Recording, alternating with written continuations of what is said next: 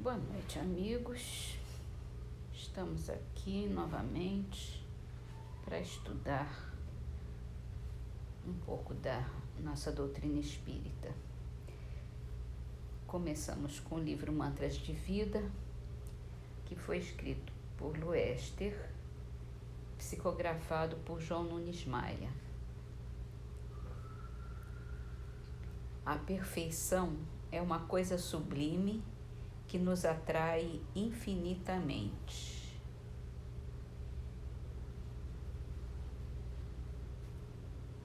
É por isso que é o nosso propósito na vida espiritual. No Livro dos Espíritos, entramos dentro do capítulo da Lei da Reprodução, no item Obstáculos à Reprodução. A pergunta é 693. As leis e os costumes humanos, que têm por fim ou por efeito criar obstáculos à reprodução, são contrários à lei da natureza? Tudo o que embaraça a natureza em sua marcha é contrário à lei geral. E Kardec prossegue com uma segunda pergunta. Entretanto, há espécies de seres vivos, animais e plantas, cuja reprodução indefinida seria nociva a outras espécies e das quais o próprio homem acabaria por ser vítima. Ao impedir essa reprodução, ele pratica um ato repreensível? E o Espírito da Verdade responde: Deus concedeu ao homem, sobre todos os seres vivos, um poder de que ele deve usar sem abusar. Então, pode regular a reprodução de acordo com as necessidades. Não deve se opor a elas sem necessidade. A ação inteligente do homem é um contrapeso que Deus dispôs para restabelecer o equilíbrio entre as forças da natureza, e é ainda isso o que o distingue dos animais, porque ele trabalha com conhecimento de causa. Os mesmos animais, porém, também concorrem para a existência desse equilíbrio, porque o instinto de destruição que lhes foi dado faz com que, provendo a própria conservação, obstem ao desenvolvimento excessivo, quiçá perigoso, das espécies animais e vegetais de que se alimentam. Bom, existe um equilíbrio ecológico instintivo, né? E, além de instintivo, é ecológico. A própria natureza provê esse equilíbrio.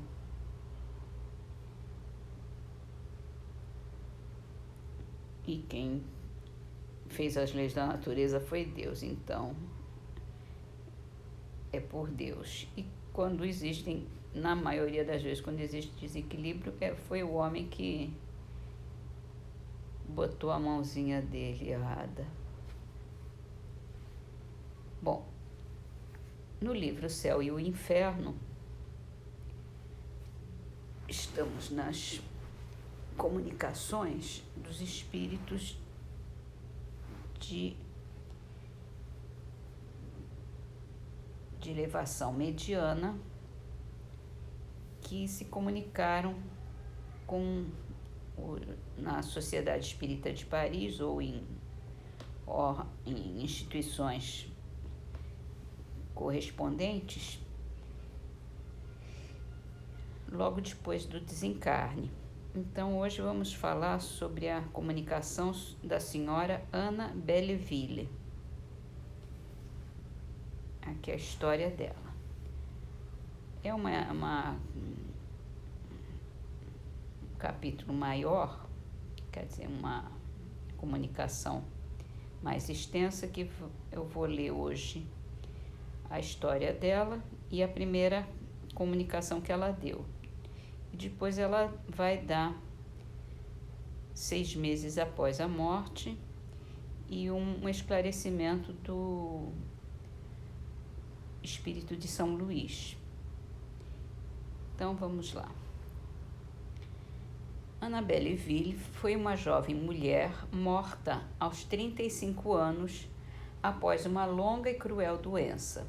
Viva, espirituosa, dotada de rara inteligência, de grande retidão de julgamento e de eminentes qualidades morais, esposa e mãe de família devotada, tinha além disso uma força de caráter pouco comum e um espírito fecundo em recursos que nunca a deixava desprevenida nas circunstâncias mais críticas da vida. Sem rancor por aqueles dos quais mais tinha de se queixar, estava sempre pronta a fazer-lhe favores. Intimamente ligado a ela há longos anos, pudemos seguir todas as fases de sua existência e todas as peripécias de seu fim. Um acidente trouxe a terrível doença que devia levá-la e que a reteve 3 anos no leito, vítima dos mais atrozes sofrimentos, que suportou até o último momento com heróica coragem, e durante os quais sua alegria natural não a abandonou. Ela acreditava firmemente na alma e na vida futura, mas preocupava-se muito pouco com isso. Todos os seus pensamentos se voltavam para a vida presente, a qual se apegava muito, sem, no entanto, ter medo da morte e sem procurar os gozos materiais, pois sua vida era muito simples e ela dispensava sem dificuldade o que não podia obter, mas apreciava instintivamente o bem e o belo, que sabia mostrar até nas menores coisas. Queria viver, menos para ela do que para os filhos, aos quais sentia que era necessária. Por isso se agarrava à vida. Conhecia o Espiritismo sem tê-lo estudado a fundo. Interessava-se por ele, no entanto, ele não conseguiu fixar-lhe as ideias sobre o futuro. Era para ela uma ideia verdadeira, mas que não deixava nenhuma impressão profunda no seu espírito. O bem que ela fazia era resultado de um movimento natural, espontâneo e não inspirado pelo pensamento de uma recompensa ou das penas futuras. Já há muito tempo seu estado era sem esperanças e aguardava-se de um momento para outro vê-la partir. Ela mesma não se iludia. Num dia em que seu marido estava ausente, sentiu-se desfalecer e compreendeu que sua hora chegara. Sua vista estava velada, a perturbação a invadia e sentia todas as angústias da separação. Entretanto, custava-lhe morrer antes da volta do marido.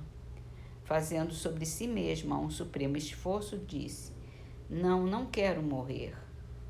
Sentiu então a vida renascer nela e recobrou o pleno uso de suas faculdades. Quando o marido voltou, ela lhe disse: eu ia morrer, mas quis esperar que estivesses perto de mim, pois ainda tinha várias recomendações a te fazer. A luta entre a vida e a morte prolongou-se assim durante 3 meses, que não foram senão uma longa e dolorosa agonia. Eles fazem uma evocação no dia seguinte à sua morte. E ela responde: meus bons amigos, obrigada por se ocuparem de mim. Meus bons amigos, obrigada por se ocuparem de mim. Aliás, foram para mim como bons pais. Pois bem, regozijem-se, sou feliz. Tranquilizem meu pobre marido e velem por meus filhos.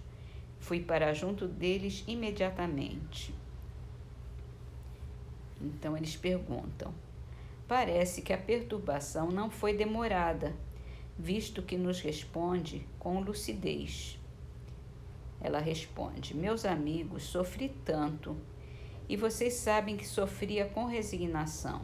Pois bem, minha prova terminou. Dizer-lhes que estou completamente desprendida, não, mas não sofro mais, e para mim é um grande É um alívio tão grande. Desta vez estou radicalmente curada, asseguro-lhes, mas preciso que me ajudem com auxílio de preces para vir em seguida trabalhar com vocês. Eles perguntam: qual foi a causa de seus longos sofrimentos? Ela diz: passado terrível, meu amigo. Pode dizer-nos qual foi esse passado? Ah, deixe-me esquecê-lo um pouco. Paguei tão caro.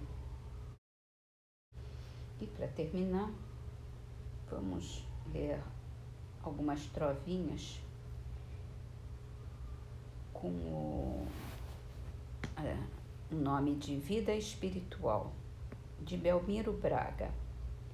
Na subida com Jesus, o processo é diferente. Quanto mais peso na cruz, mais equilíbrio na gente. De José Albano. Amor puro, amor perfeito. Na treva mais desolada, carrega dentro do peito o coração da alvorada. E de Lourenço Prado. Quem sofre não se degrade, quem serve sem desatino, derrota a fatalidade e altera o próprio destino.